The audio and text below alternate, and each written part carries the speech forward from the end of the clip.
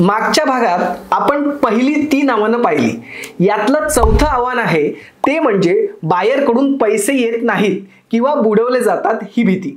तर पेरिशेबल मार्केटमध्ये काही लोकांसोबत हा प्रकार घडला आहे, पण तुम्ही तुमची पेमेंट सिस्टीम जर नीट लावून घेतली तर पैसे बुडत नाहीत। आणि त्या व्यतिरिक्त ECGC या संस्थेला जर तुम्ही मध्यस्थी म्हणून घेतलं तर ही संस्था या व्यवहारांची गॅरंटी घेते। आता ECGC संस्थेबद्दल पुढच्या भागात सांगतो। पाचवं आव्हान आहे ते म्हणजे इंग्लिश बोलता येत नाही, मग व्यवहार कसा करू? त्याचं उत्तर म्हणजे हल्ली भाषेमुळे जगात कुठेही कोणाचं काही अडत नाहीये। याचा अर्थ ती भाषा शिकायची नाही का? तर तसंही नाहीये। ज्या देशात तुम्ही व्यवसाय करत आहात तेथील स्थानिक भाषा आपल्याला आली तर व्यवहार आणखी सोपा होतो। त्यामुळे इंग्रजीचं टेन्शन घेऊ नका आणि सावकाश ती शिकण्यावर भर द्या। गुगल ट्रान्सलेटरचा वापरही तुम्ही करू शकता।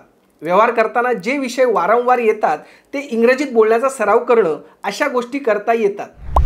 सहावं आव्हान म्हणजे व्यवसाय करण्यासाठी पैसे नाहीत। खरं तर पैशांशिवाय एक्सपोर्ट इम्पोर्ट करता येतं असं तुम्ही ऐकलं असेल, मात्र पैशांशिवाय कुठलाही व्यवहार होत नाही हेच सत्य आहे। अर्थात प्रोडक्ट सिलेक्शन, मार्केट रिसर्च जर परफेक्ट असेल तर आत्मविश्वासाच्या जोरावर पैसा कुठूनही उभा करता येतो। पण पहिलं सुरुवात तर करा।